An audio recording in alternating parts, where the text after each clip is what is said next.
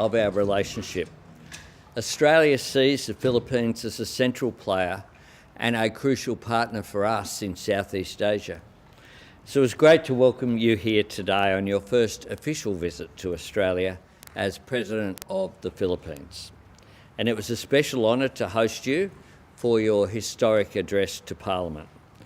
Australia is honoured to count the Philippines as a close friend and strategic partner. For more than 3/4 of a century, our nations have been bound by strategic trust and mutual cooperation.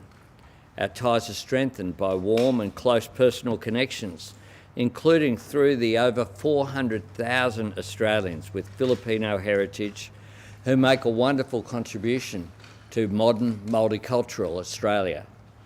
As I said to last year's Shangri-La Dialogue and to the Lowy Institute in December, my government backs Australia's agency in and contribution to our region. Our foreign policy and national security depends on investing in our capabilities, but also investing in our relationships. Hosting President Marcos today is a great example of us putting this into action, and I also very much welcome the First Lady. President Marcos and I have had very productive discussions focused on driving forward our close collaboration as strategic partners.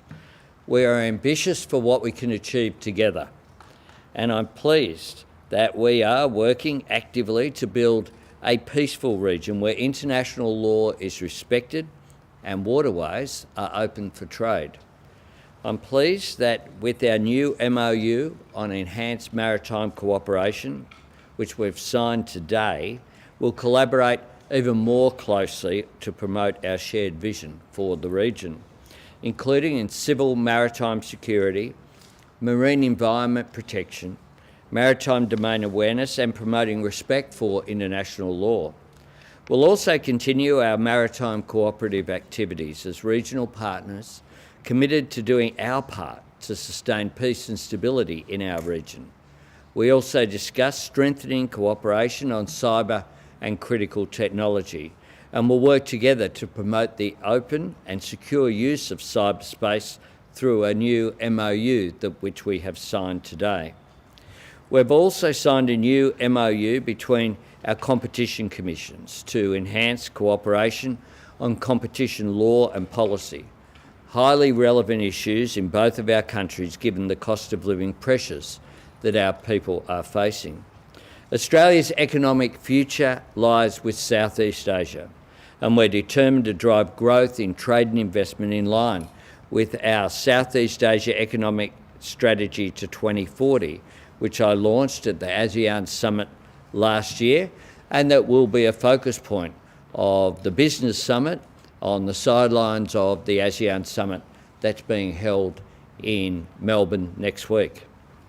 The Philippines is one of our fastest growing economies in our region, and there's great potential to deepen our two-way trade and investment links. To give just one example, this week the Philippines-based company, International Container Terminal Services, will open a new $235 million expansion to its facilities at the Port of Melbourne. This will bring these investments in Melbourne to $1 billion, a welcome example of the opportunity available to grow our economic ties. Australia and the Philippines share a vision for an open, stable and prosperous region where disputes are settled through agreed rules, norms and institutions. ASEAN centrality is critical to this, and it will be a great honour to host all the leaders of Southeast Asia in Melbourne next week for the ASEAN Australia Special Summit.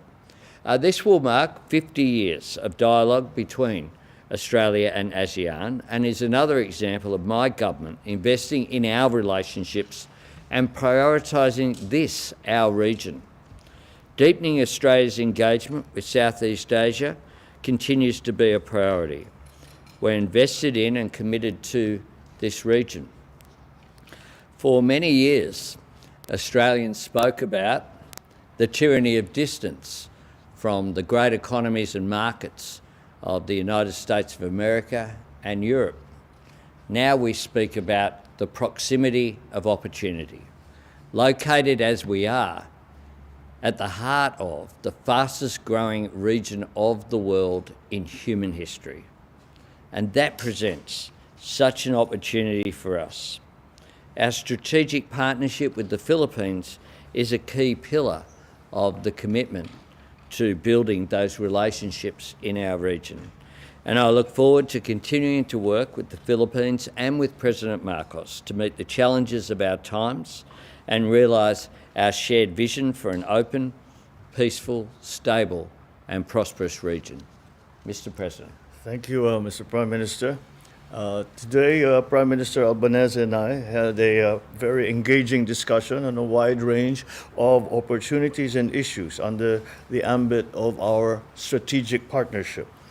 I certainly are very honored on a personal and an official level for the invitation as guest of the Australian government, and therefore the opportunity to personally convey our commitment to this partnership and to reiterate Filipino friendship.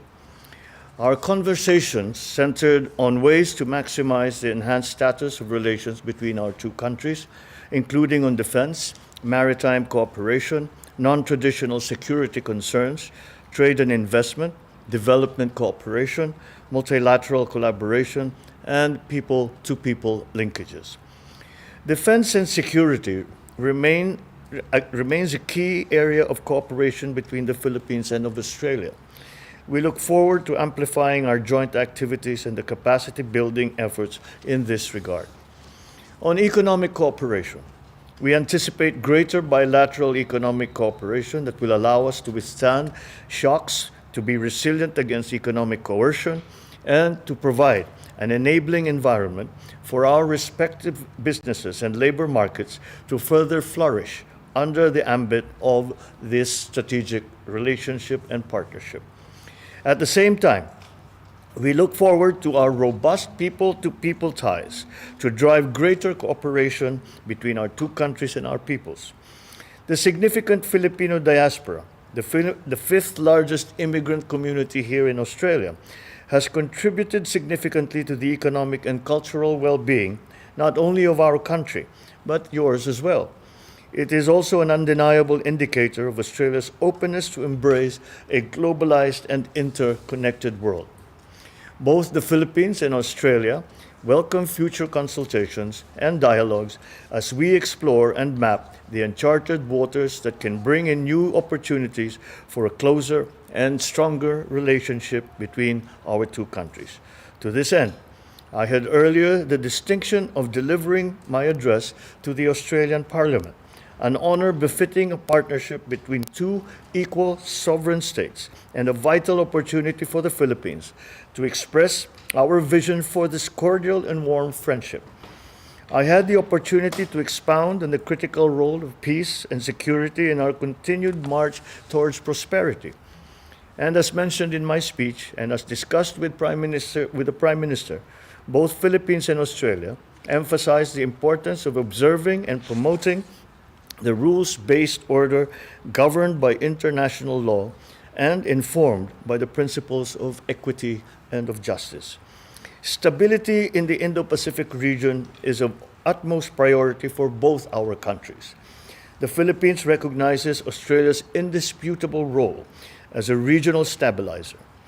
As a flourishing democracy and a staunch advocate of the rules-based order and rule of law, Australia responsibly discharges its economic and strategic capacity, thereby sustaining the regional framework that has allowed us to experience unprecedented growth and peace.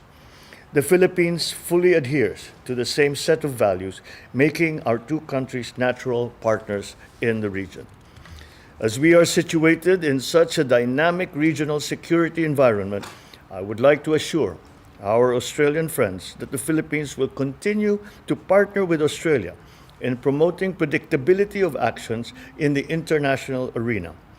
The Philippines is fully ready to continue upholding its commitments as your strategic partner and as one of your oldest friends in the region. In the same vein, we recognize Australia's steadfast commitment to positive engagement with the ASEAN region and we wish Australia success in its upcoming hosting of the special summit to commemorate the 50th anniversary of ASEAN-Australia dialogue relations. I look forward to the active participation of the Philippines in the 4 important thematic tracks of the special summit. The 3 agreements exchanged today shall enhance information sharing, capability building, and interoperability between our relevant government agencies in the maritime domain and maritime environment, cyber and critical technology, and competition law. The 3 agreements add to more than 120 agreements that our 2 countries have signed through the decades. And these are in various fields, including defense cooperation, air services, education, research, scientific and cultural cooperation, amongst others. The Prime Minister and I both agreed to continue to look for ways and to explore every option possible to bring our countries closer than ever, and collectively, with optimism and a hopeful outlook, to be a force for good, unity, stability, and prosperity in our region. Thank you. Thanks very much. Thank you, Mr. President. Thank you. Thank you. Thank you.